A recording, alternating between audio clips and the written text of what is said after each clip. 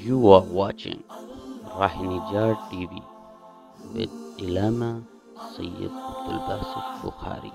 سلاد لائق ست تعظیم و تکریم جمی حضرات، السلام علیکم ورحمۃ اللہ تعالی وبرکاتہ۔ مالک لم یزل کا ہم پر کروڑوں احسان ہے، اس نے ہمیں ایک مرتبہ پھر اپنے گھر میں بیٹھ کر اپنا اور اپنے حبیب مکرم صلی اللہ علیہ وآلہ وسلم کا ذکر کرنے کی توفیق عطا فرمائی ہے، اور ہم سارے یہاں موجود ہیں، ہماری خوش نصیبی ہے۔ اللہ تعالیٰ کا ہم پر بڑا کرم ہے، بڑا فضل ہے، اس نے ہمیں ایک مرتبہ پھر ماہ رمضان مبارک کی بابرکت رحمتیں برکتیں سمیٹنے کا موقع عطا فرمایا ہے۔ یہ بابرکت ساتیں اللہ رب ذوالجلال نے ہمیں عطا فرمائی ہیں، ہم اس کا جتنا شکر ادا کریں اتنا ہی کم ہے۔ چلتے پھرتے اٹھتے بیٹھتے ہمیں اللہ رب ذوالجلال کا شکر ادا کرنا چاہیے۔ رمضان شریف کے عنوان کے حوالے سے ہی میں چند باتیں آپ حضرات کے سامنے بیان کروں گا۔ مالک مجھے حق اور سچ بیان کرنے اور پھر ہم سب کو عمل کرنے کی توفیق عطا فرمائے۔ عربی زبان میں رمضان جو ہے یہ رمضان سے مشتق ہے، جس کا معنی یہ ہے سخت گرمی اور تپش۔ چونکہ رمضان مبارک میں انسان روزے دار بھوک پیاس کی حدت اور شدت کو محسوس کر رہا ہوتا ہے، اس کے جسم میں گرمی موجود ہوتی ہے، اس لیے اسے رمضان کہا گیا ہے۔ ملا علی قاری رحمۃ اللہ تعالی علیہ نے مرقات المفاتیح کے اندر لکھا ہے کہ رمضان رمضاء سے مشتق ہے، جس کا معنی ہے سخت گرمی۔ جو عرب لوگ تھے وہ جب بھی کسی چیز کا نام رکھتے تھے حالات واقعات دیکھ کر اسی ترتیب سے نام رکھا کرتے تھے۔ پرانی لغت سے انہوں نے جب مہینے کے نام رکھے تو انہوں نے دیکھا کہ اوقات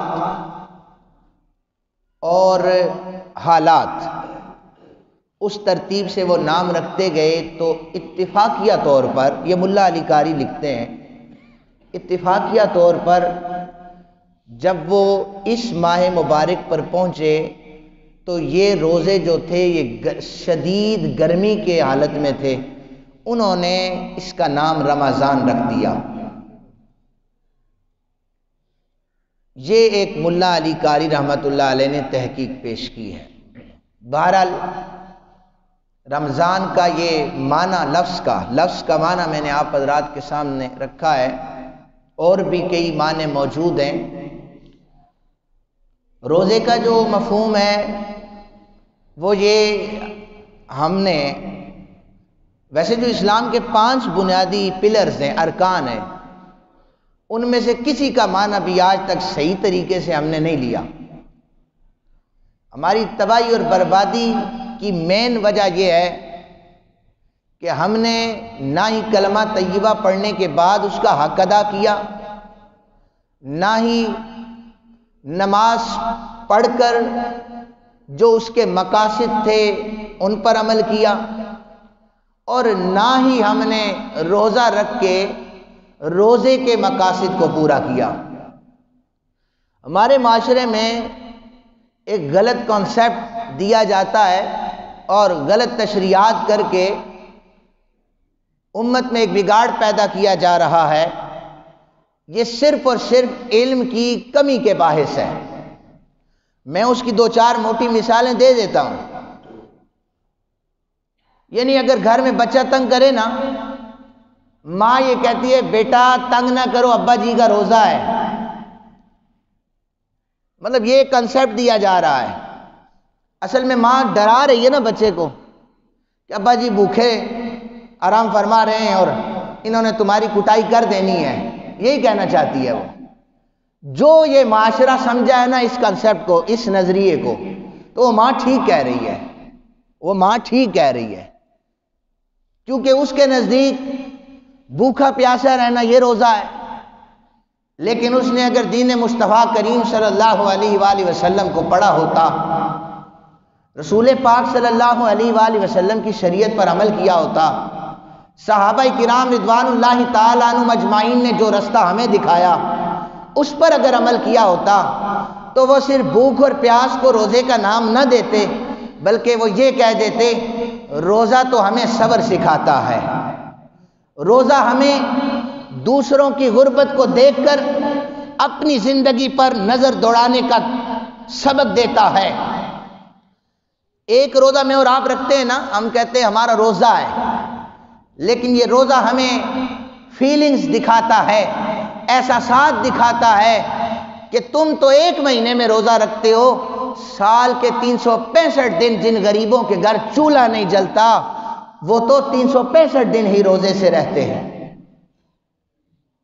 ہمیں رمضان المبارک جہاں پر صبر کا درس دیتا ہے، وہاں پر احساسات سکھاتا ہے۔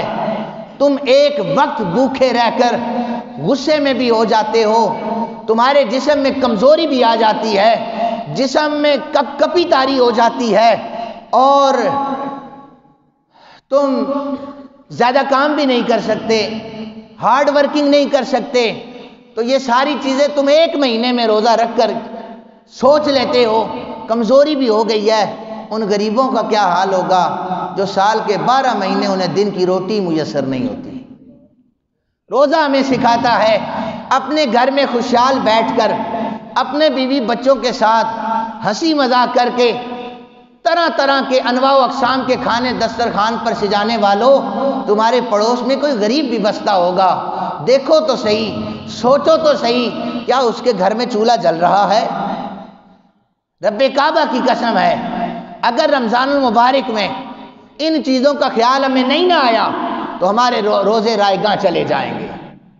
تم خود تو دسترخوان پر طرح طرح کے کھانے کھاتے رہے، لیکن تمہارے قرب میں، تمہارے پڑوس میں، تمہارے رشتہ داروں میں کچھ غریب بھی ایسے تھے جنہیں 12 مہینے روٹی میسر نہیں آتی، وہ اپنے بچوں کو بہلا پھسلا کر گزارا کرتے ہیں، بلکہ مائیں تو وہ ان کی بھوک برداشت کروانے کے لیے اور وقت گزارنے کے لیے طرح طرح کے بہانے اپنے اولاد کے سامنے بنا دیتی ہیں۔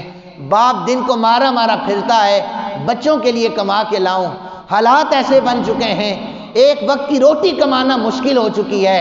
تو یہ رمضان المبارک ہمیں یہ سکھا رہا ہے، لوگوں اس رمضان المبارک میں جنہیں اللہ نے بہت زیادہ دیا ہے وہ اپنے حلال رزق سے غریبوں کی مدد کریں، ان کی پریشانیوں کو دور کریں۔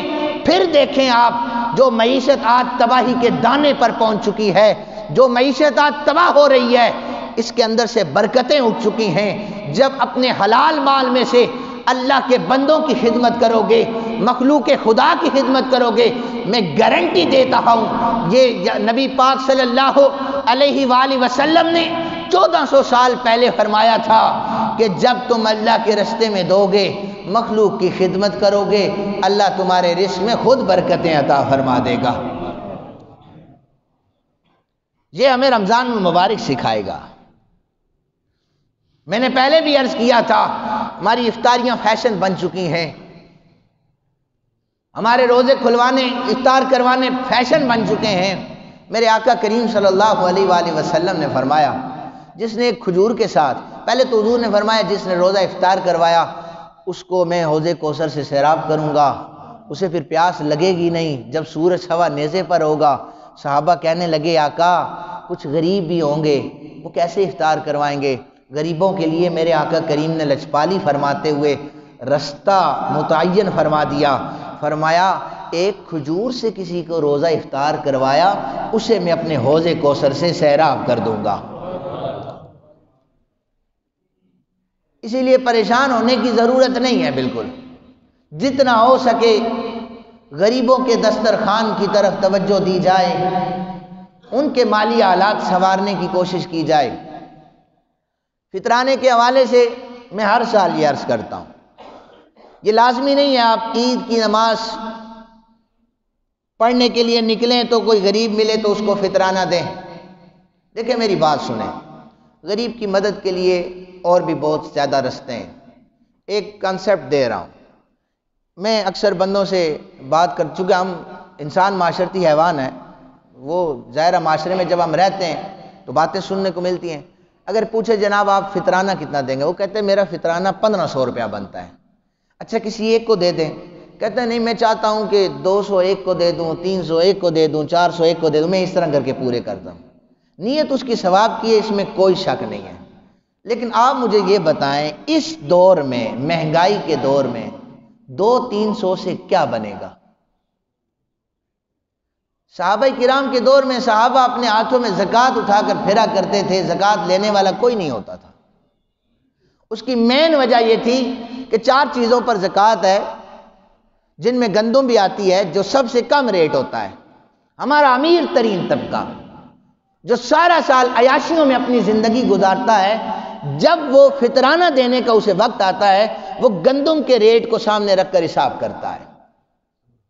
اور وہ 29ویں روزے آپ جب کسی غریب کی مدد کریں گے، وہ آپ کے 1500 میں سے کتنے سوٹ گھر کے خریدے گا، کتنا راشن لے کے آئے گا۔ لیکن اگر ایک بندہ جسے اللہ نے بہت زیادہ نواز رکھا ہے، وہ کشمش کے حساب سے پر یعنی ایک فرد کے حساب سے 5 بندے، تو اگر ایک فرد کا وہ 2000 روپیہ فطرانہ دے رہا ہے، اسے اللہ نے دیا ہے، تو 5 افراد کے 10,000 روپے اگر کسی کے گھر میں دیتا ہے، اور سب کو پتہ ہے فطرانہ دینا ہے، فرض ہر بندے پر لازم ہے، تو اگر کسی کو 5ویں روزے 10,000 روپیہ دے دو نا، وہ کم از کم اپنے پورے مہینے کی افطاری کا بندوبست کر سکتا ہے، اس کا کچن اور چولہا جل سکتا ہے۔ لیکن ہم اس طرف نہیں جاتے، سوچتے نہیں ہیں۔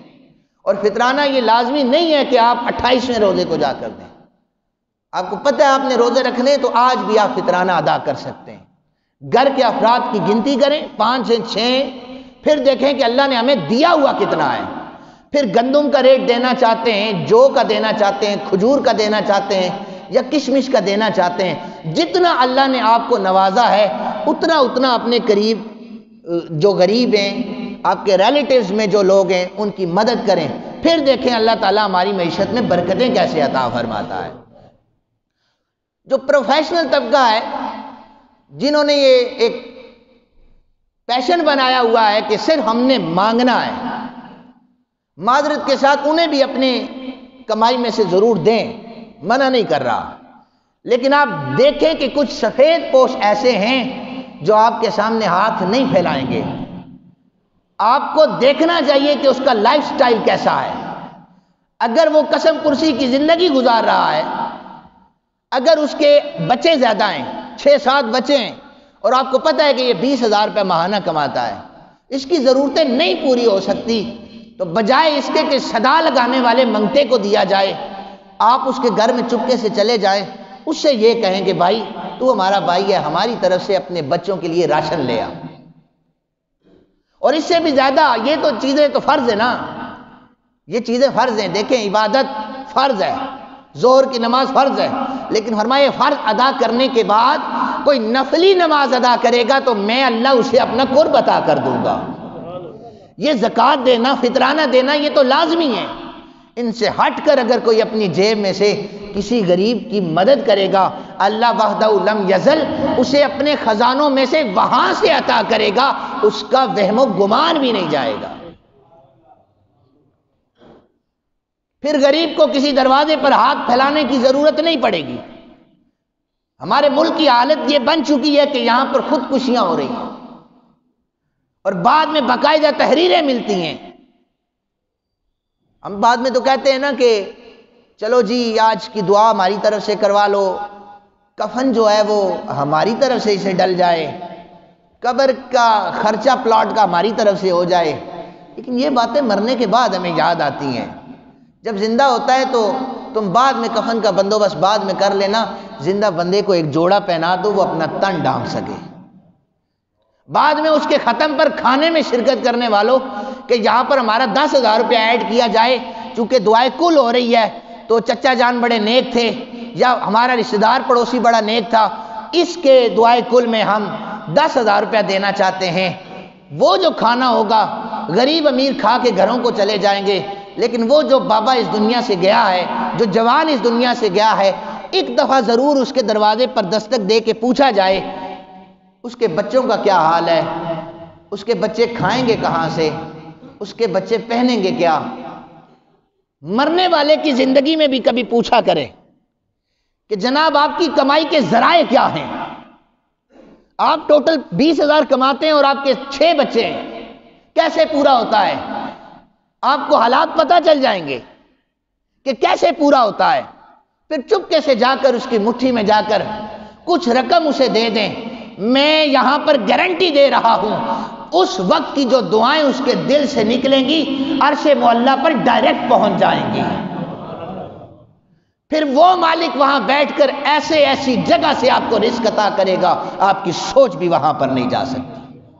یہ گارنٹیاں میں دے رہا ہوں کہ آپ کو یقین نہیں آئے گا. یہ کسی مفتی کی گارنٹی نہیں ہے، یہ میرے اور آپ کے آقا جناب محمد رسول اللہ کی گارنٹی ہے. ناجائز منافع خوری اسی مہینے میں جا کر عام ہو جاتی ہے. 200 روپے کی چیز کو جا کر 400 پر چھوڑنا، 500 سے بڑھا کر 1000 کر دینا. مجھے کل بھی کوئی بتا رہا تھا فروٹ کا ریٹ اتنی جگہ پر اتنا پہنچ چکا ہے، تو میں نے کہا فرض ہے کوئی آپ نے پھلوں سے ہی افطاری کرنی ہے. چھوڑ کے دیکھے 3 دن، جب ان ذخیرہ اندوزی کرنے والوں کا پھل گلے گا سڑے گا انہیں سمجھ آ جائے گی کہ ناجائز منافع خوری کا انجام کیا ہوا کرتا ہے. لیکن ہم میں سے کوئی بھی خود کو بدلنے کے لیے تیار نہیں ہے. سارے کہتے ہیں ہم اس پر عمل کریں گے. گھروں کو جانے کے بعد ہر ایک کا دل ہوتا ہے ہمارے گھر میں اس قسم کی افطاری ہو. تو ظاہر ہے ایک سبزی فروش سے جا کر 10 گاہکوں نے جو کیلا ہے وہ 400 روپے درجن خریدنا ہے، تو اسے کیا پڑی ہے کہ وہ کسی کو 100 روپیہ دے. لیکن جب اس کی دکان پر گاہک اس وجہ سے نہیں آئے گا کہ ناجائز منافع خوری کر رہا ہے، غریبوں کا حق مار رہا ہے، پھر آپ دیکھیں کہ ریٹ اوپر سے کیسے نیچے آتے ہیں. ہم نہ دعا کرتے ہیں، ہم اس لیے کہہ رہا ہوں تاکہ کوئی ایک بندہ نامینیٹ نہ ہو جائے، ایک ڈپارٹمنٹ والا نامینیٹ نہ ہو جائے اور ناراض ہو جائے کہ پتہ نہیں خطیب صاحب نے ہمیں ہٹ کیا ہے. میں کیوں کسی کو ہٹ کروں؟ میرا نہ کسی کے ساتھ ذاتی اختلاف ہے، نہ میری جائیدادوں کا رولا ہے.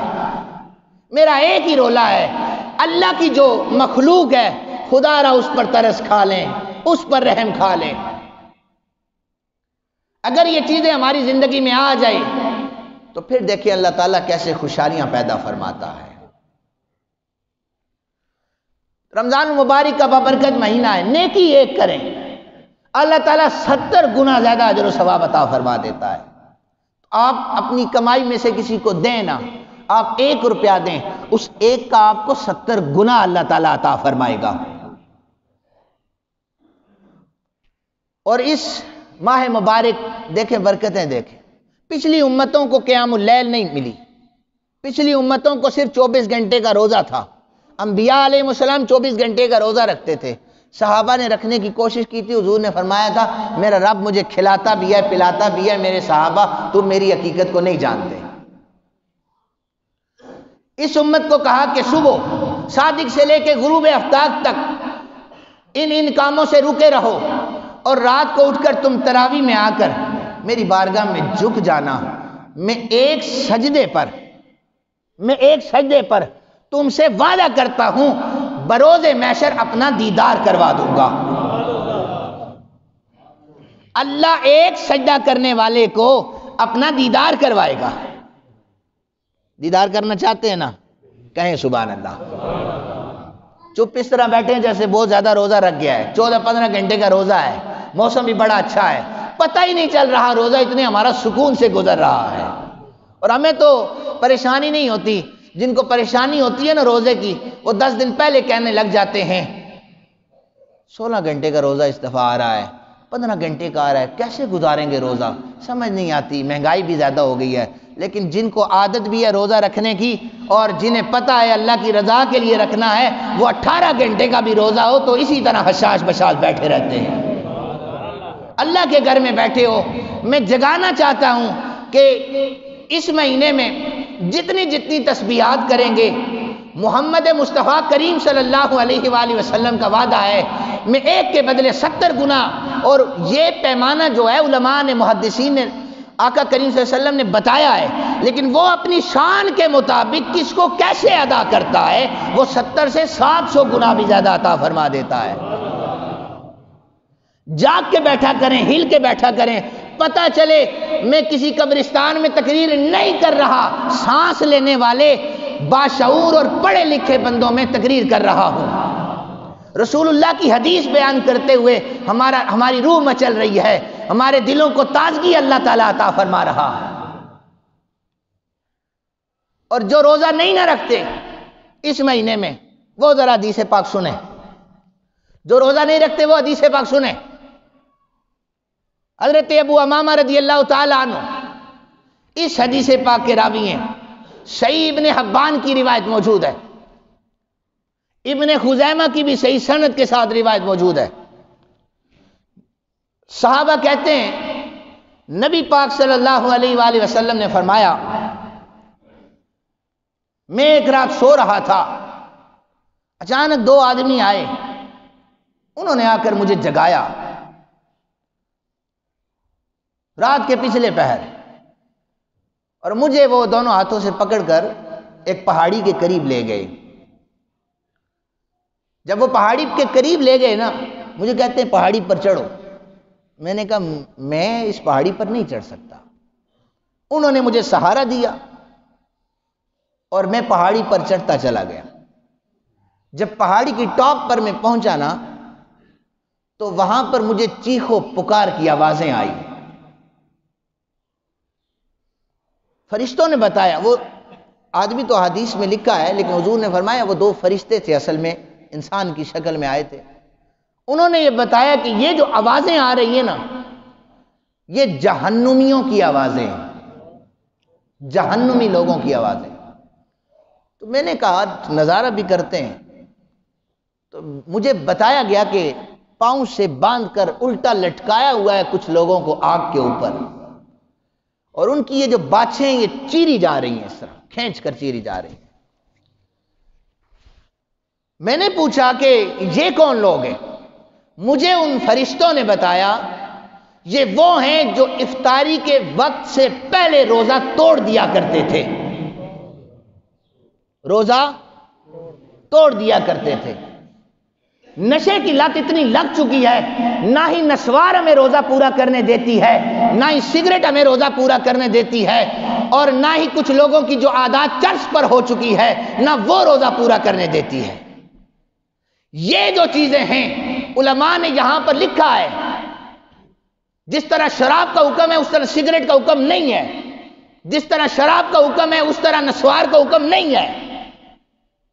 لیکن جو نسوار، جو سگریٹ آپ کو روزے سے روک رہی ہے، وہ حرام ہے، اس لیے کہ اس کا نشہ ایسا چڑھا ہوا ہے، کہتے ہو سانو روٹی نہ ملے، نسوار دی گولی مل جائے اسی گزار لیا۔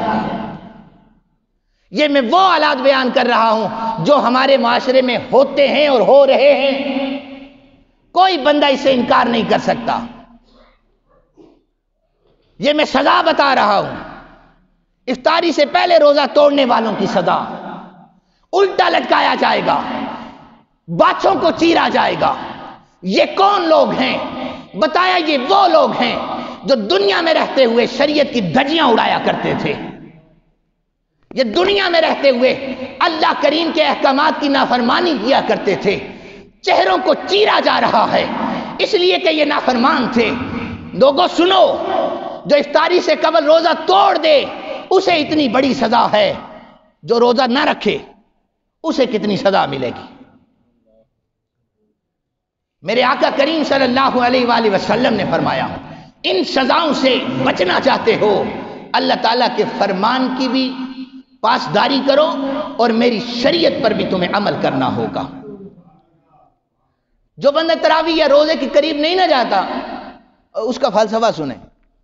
جو قریب نہیں جاتا وہ صرف یہ چپ کر کے نہ بیٹھ جائے کہ میں تھکاوٹ ہو جاتی ہے اس لیے میں نہیں پڑھ سکتا تراویح، میرے لیے مشکل ہے۔ اصل میں وہ یہ کہہ رہا ہوتا ہے میں حق کی نافرمانی کر رہا ہوں۔ کیا کر رہا ہوں؟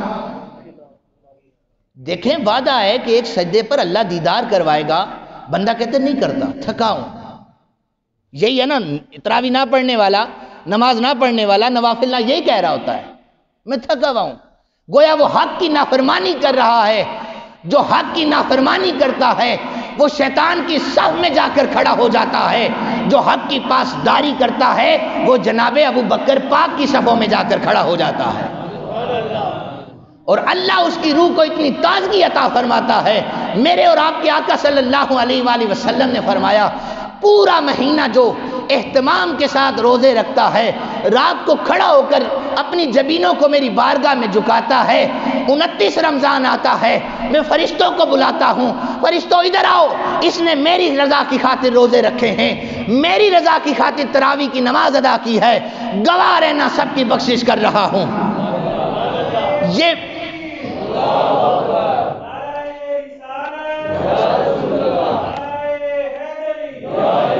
یہ میرے مزدور تھے، میں نے انہیں مزدوری پر لگایا تھا، انہوں نے مزدوری پوری کی ہے، فرشتوں میں ان کی مزدوری ادا کرنے لگا ہوں، روزہ میرے لیے رکھا ہے۔ حضور نے فرمایا ہر عمل جو ہوتا ہے بندہ اپنے لیے کرتا ہے، لیکن اللہ تعالیٰ نے فرمایا روزہ میرے لیے ہے، یہ عمل انسان کے لیے نہیں ہے، میرے لیے ہے، تو پھر کریڈٹ بھی تو میں اللہ دوں گا نا، تو اب میں انہیں کریڈٹ دینے لگا ہوں، میں تمہیں گواہ بنا کر کہتا ہوں سب کو جنت عطا کر رہا ہوں۔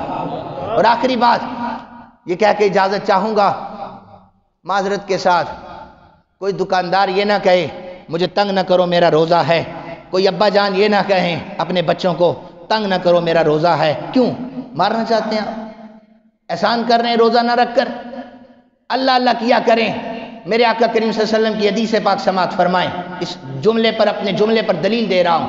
حضرت ابو ہریرہ اس حدیث پاک کے راوی ہیں۔ آقا کریم صلی اللہ علیہ وآلہ وسلم نے فرمایا کہ روزہ انسان کے پاس ایک ڈھال ہے، روزہ انسان کے پاس ایک ڈھال ہے، اگر کوئی اسے گالی دیتا ہے، اگر کوئی اسے گالی دیتا ہے، اگر کوئی اسے تنگ کرتا ہے، اگر کوئی اس سے لڑائی کرتا ہے، وہ اتنا کہہ دے میرے بھائی میں روزے سے ہوں، کیا کہے؟ میں روزے سے ہوں، اتنا جملہ وہ کہہ دے، میرے آقا کریم صلی اللہ علیہ وآلہ وسلم نے فرمایا میں اس صبر پر اسے جنت عطا کروں گا۔ وما علینا الا